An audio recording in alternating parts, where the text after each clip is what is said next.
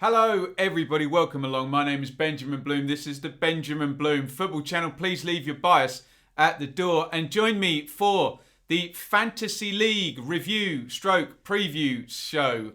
We'll have a look back at game week number 8 and preview game week number 9. I know it's 10 days ago, but we still need to set the context for what we are going to be planning in the next game week. Just coming out now of an international break, so back into the swing of things with the Fantasy League. No show last week. And, of course, will players come back fresh? Will players come back fit? Will players come back infected with COVID-19 as well? Certainly one very, very big name in that bracket. So, here's what happened in the last game week. It was Brighton 0, Burnley 0.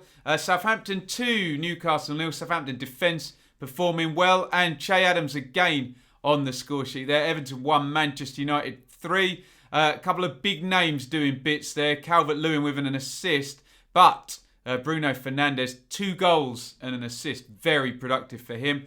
Timo Werner again. I know Ben Chilwell's been in the points and a 4-1 win for Chelsea. Ziyech with 2 assists in that one. I think there's going to be some interest there. Leeds, Bamford does it again. Zaha with an assist for Palace. First goal for Eze as well. So a couple of ticks in boxes. A lot of the big popular players doing well. Our mate Saeed Benrahma from the Championship. West Ham 1, Fulham 0. He gets his first assist there.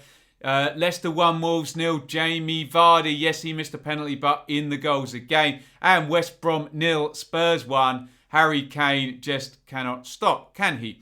Man City 1, Liverpool 1 is a game that maybe people don't like because it takes out 2 of the big point-scoring attacks. But look, Salah, De Bruyne, Mane, all point-scoring, although De Bruyne did miss a penalty. Arsenal 0, Villa 3. Watkins, 2 goals for him. Grealish again. Barkley again in the points for Aston Villa. So, as I say, a lot of big names in terms of Fantasy League. Calvert-Lewin, De Bruyne, Salah, Mane, Fernandes, Bamford even this season. Reel them off, all scoring points. So, a bit of a high tide week.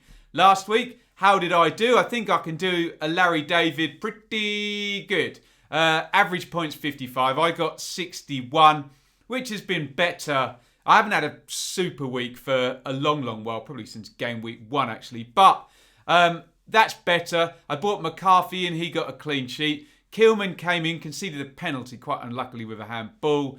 James, 2 points. Justin, though, 6 points, clean sheet for Leicester, good news. James hasn't done it for me yet, only 2 from him. Click, assist. Mane, assist. Grealish, assist. Salah, goal. Brilliant across that midfield. Callum Wilson, 2 points. But Harry Kane, captain, fantastic. Double points for him. And he picks up 18 in total with yet another goal for the Hurricanes. So a decent week for me. But some issues now. We've got 2 players doubtful. Callum Wilson, Mo Salah. Only 1 transfer for me to make. Mo Salah, that's a Sky report at the top there, test positive for COVID, a second positive test today. I'm recording about 10 to 4 here, so that's only half an hour old, that report. So look, he looks very unlikely to play against Leicester. I think he's still in Egypt, in fact, so that's not going to happen. Callum Wilson continually being assessed.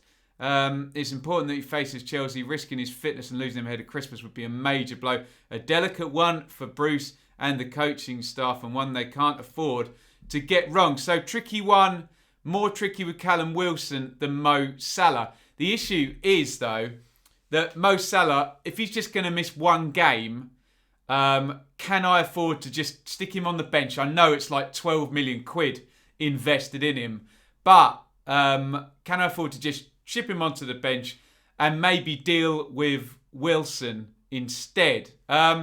Here is the plan. I'm actually going to keep both because we rejigged the defence last week, didn't we? So there's 3.3 million in the bank. which means I am happy to stick Salah on the bench, take the risk with Wilson on the basis that we pull out Brewster, which is going to give us 7.8 million to play with. We're going to pull out Brewster. We're going to put another forward in. We're going to go 3-4-3 instead of 3-5-2, which we did last week.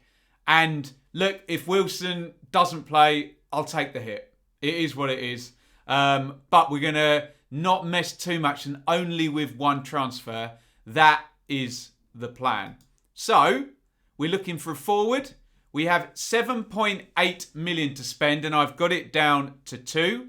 There is Ollie Watkins there. He is 6.1 million. And there is Dominic Calvert-Lewin. He is 7.8 million. Now, on recent form, Watkins 3 goals in the last 2. 6 goals for Villa in the last 2 games as well.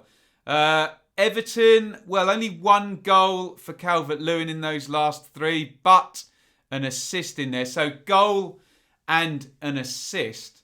One of them leaves me no money spare. Calvert-Lewin is all my money. Maybe Everton might finish the season higher than Aston Villa, but in the short term, that leaves me no money to play with. Watkins, well, let's have a look at the fixtures. Brighton at home. Everton have got Fulham away. I don't know. Well, you tell me what the easiest fixture is. But just going forward, look, you can see the 2 reds there for Everton. Chelsea home, Leicester away. There's an Arsenal in there, Sheffield United away and a Burnley away.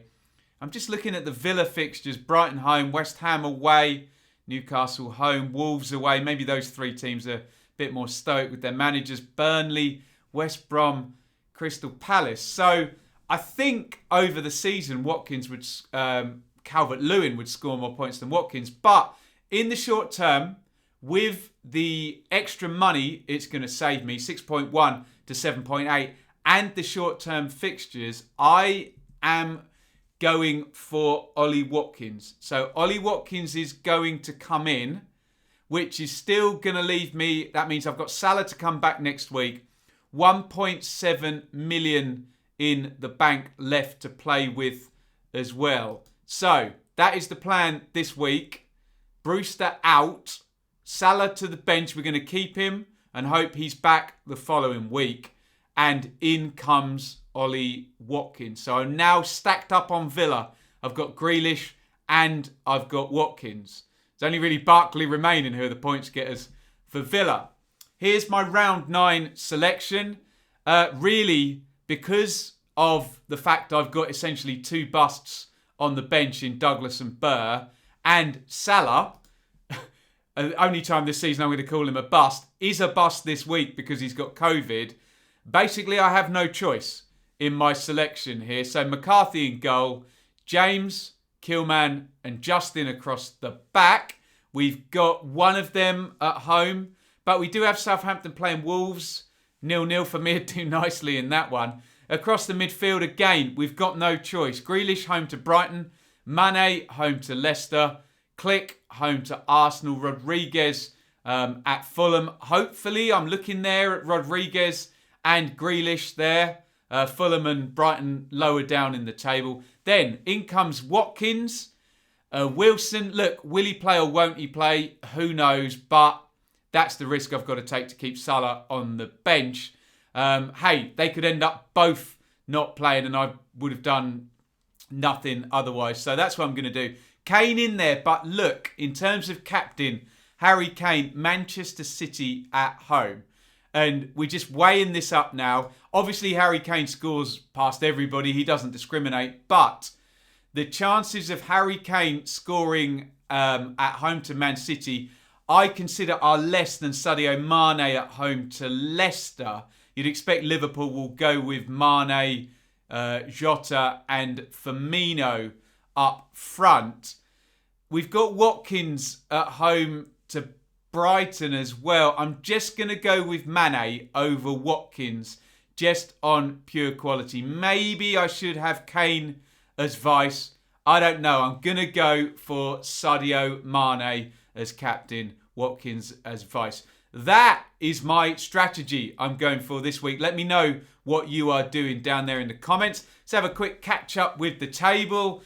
Ringo Saar there. We got sort of nearly 500 people in our league here. So I'm not doing badly to be 23rd, but Ringo Saar at the top there is 20 points clear on 556. I am pretty happy with 498 points so far. I trended down last week despite getting 61. I think, like I say, a lot of the popular players all scored points last week on the same week, didn't they? So, 498. If you look, 5th place there, 531.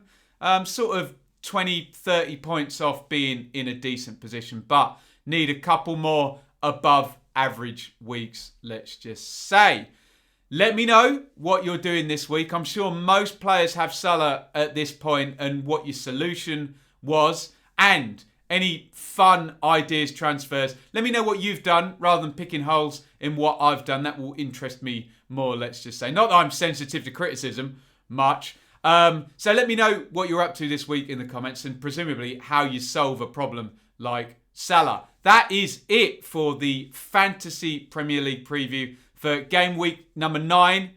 Good luck, Godspeed, and we'll see if I am smiling or frowning this time next week. Over and out. Thank you so much for watching. If you enjoyed this video, please hit the like button to see more videos from this channel. Hit the subscribe button, and to be notified every time we upload. Ring the bell for those notifications to come through on your device. If you really want to support the channel and me as a content creator, I will be eternally grateful if you head over to the merch store and grab something, or support over on Patreon, patreon.com/Benjamin Bloom. Thank you for your time. Go and watch another video.